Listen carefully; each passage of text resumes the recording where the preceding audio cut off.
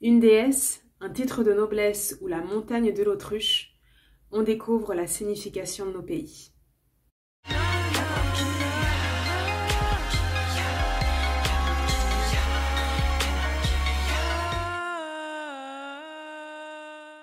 Salut la famille d'Afrique et d'autres terres, moi c'est Nelly. Bienvenue sur Afro-Chronique KSF. Ici, on promeut l'éveil des Africains et des Afrodescendants pour comprendre notre passé, agir dans le présent et construire notre futur. Si toi aussi tu veux soutenir et participer à la revalorisation du continent, abonne-toi, active la cloche pour avoir accès chaque jeudi à une nouvelle vidéo et partage à toutes les personnes autour de toi qui se retrouvent dans nos valeurs. On continue notre série sur l'origine des noms de pays d'Afrique et de sa diaspora. Aujourd'hui, on découvre ceux qui proviennent probablement d'une mauvaise translittération d'expressions en langue locale. J'en profite rapidement pour vous remercier d'être là. Merci pour tous vos messages, merci pour votre bienveillance, merci pour votre soutien. Je le dis souvent, mais c'est vraiment ça qui me donne la force de continuer à travailler dur pour Afro-Chronique. Donc vraiment, merci, merci et merci.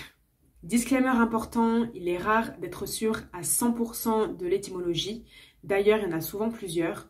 J'ai vérifié ce que je pouvais, mais pour le reste, j'ai dû faire confiance aux sources, qui citent d'ailleurs généralement les recherches d'Harold Kitcheman dans son livre « Dictionnaire de l'origine des noms et surnoms des pays africains ». N'hésite pas à partager celles que tu connais en commentaire. Autre chose importante, je vais devoir dire des expressions dans des langues que je ne connais pas. Donc, s'il te plaît, ne m'en veux pas pour la prononciation. Je crois que j'ai tout dit. Bon visionnage. Zimbabwe. On a deux théories pour l'étymologie du nom. Dérivé de Nzimba Dze Mabwe en Shona qui signifie maison de pierre. Dérivé de Nzimbabwe, toujours en langue Shona, qui signifie maison vénérée. La population a dû se battre plus de 10 ans pour obtenir sa libération du joug colonial.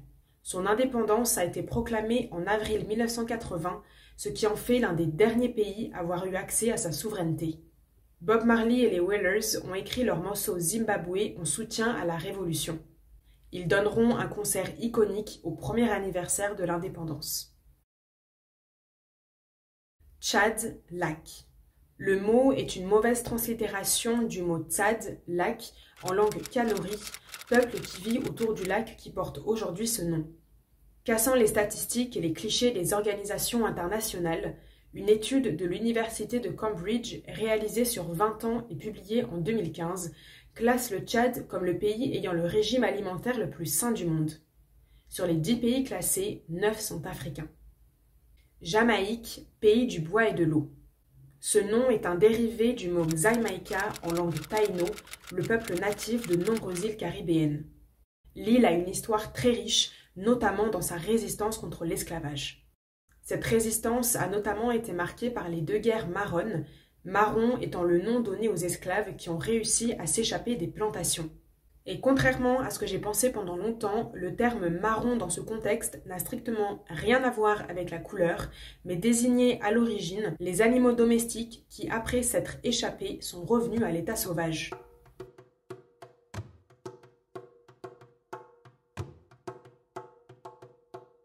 Nombreuses personnalités se sont battues durant la résistance contre l'esclavage. Il y a notamment Queen Nanny qui a dirigé une communauté marronne et libéré plus de 1000 esclaves, ou encore Samuel Sharp qui organise en 1832 la plus grande révolte d'esclaves de Jamaïque. J'ai publié plusieurs posts sur Instagram là-dessus, je te mets les liens en barre d'infos. Kenya, montagne blanche ou montagne de l'Autruche. Le nom du pays provient de celui de son plus haut sommet. Kenya serait une mauvaise translittération de l'expression Kirinyaga en Kikuyu, qui signifie montagne blanche, ou un dérivé de Kiinya en Kamba, montagne de l'Autruche.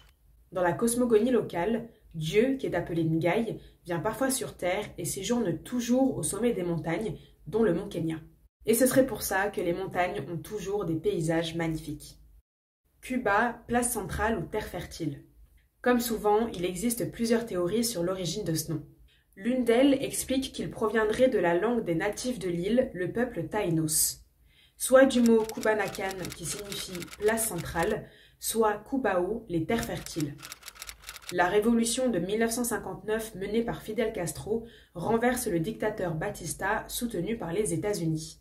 Les révolutionnaires affichent dès le début leur volonté de briser le racisme systémique en revalorisant notamment la culture et l'histoire des peuples africains. L'année suivante, Fidel Castro séjourne à New York dans le cadre de l'Assemblée générale de l'ONU.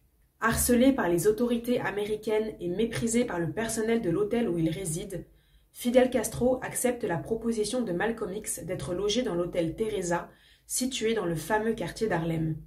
Cet hôtel, aujourd'hui classé monument historique de New York, avait été racheté par Love B. Woods, un Africain-Américain qui en avait fait le centre de la vie sociale et culturelle de la communauté noire de Harlem. Salut! Si tu es toujours ici, c'est que visiblement le contenu te plaît. Donc pour encourager mon travail, je te demanderai de prendre 5 secondes pour aimer la vidéo, partager à tes proches et t'abonner si ce n'est pas déjà fait. Je compte sur toi. Maroc, la terre de Dieu. L'appellation provient du nom de la ville de Marrakech, Morakouche. Ce mot serait une mauvaise translittération de l'expression amazigh Tamourt Akouche, Tamourt désignant la terre et Akouche, Dieu. En arabe, le pays est appelé Al-Maghrib, qui signifie le couchant, c'est-à-dire l'Occident. Bénin, siège de la royauté ou terre de la dispute. On peut trouver 2 théories sur l'étymologie de ce nom. L'appellation serait un dérivé du mot Ubinu, siège de la royauté en Itsekiri et qui désignait la capitale de l'empire située dans l'actuel sud-ouest du Nigeria, ou le nom viendrait du Yoruba Ile Ibinu qui signifie la terre de la dispute. Les Béninois, à vous de choisir. Ancien royaume du Dahomey, le Bénin a été le principal pays de destination des Agoudas, des esclaves noirs nés au Brésil qui ont été rapatriés de gré ou de force en Afrique au XIXe siècle. Influencés par la culture brésilienne, ils ont préservé une forte attache au pays jusqu'à aujourd'hui. Zambie, Dieu arrive. L'appellation provient du nom du fleuve Zambèze en français qui prend sa source dans le pays. Appelé localement Zambézie, le mot proviendrait de l'expression Nzambi Anzi en langue lwanda qui signifie Dieu arrive. Les chutes plus connues sous le nom de Victoria forment l'une des frontières entre la Zambie et le Zimbabwe.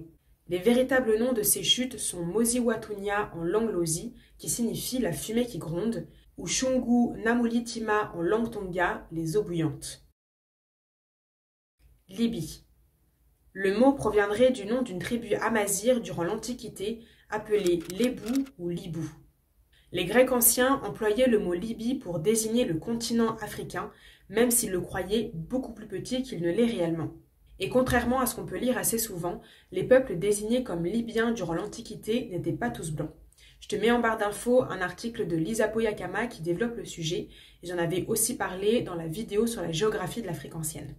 Pour revenir à l'origine du mot Libye, qui proviendrait donc d'anciens peuples appelés Lébou ou Libou, Cheikh Anta Diop a souligné qu'aujourd'hui dans l'actuel Sénégal, un peuple porte aussi le nom de Lébou. En parlant du Sénégal, 2 théories s'affrontent pour l'origine de ce nom. Soit l'appellation serait dérivée d'un des noms d'une tribu amazigh appelée Sanhadja, soit elle serait une mauvaise translittération de l'expression wolof Sunyugal qui signifie notre pirogue. La deuxième est la plus populaire et est devenue une sorte de devise fédératrice pour le peuple sénégalais. Niger, le fleuve des fleuves en langue touareg. Contrairement à la théorie eurocentriste, le nom ne provient pas du latin Niger signifiant noir. Le nom Niger a été utilisé à l'origine pour désigner le 3e plus long fleuve du continent. Il est probablement le dérivé d'une expression touareg Eguerou-Niguerou, le fleuve des fleuves, ou Nigueren, eau qui coule. Le fleuve est appelé Djoliba en langue mandingue. Martinique serait le dérivé de Madinina ou Madiana en langue kalinagos qui pourrait signifier l'île aux fleurs. Ou le nom proviendrait de l'envahisseur Christophe Colomb qui aurait aperçu l'île le jour de la Saint-Martin et l'aurait donc nommée Martinica ou Martinina.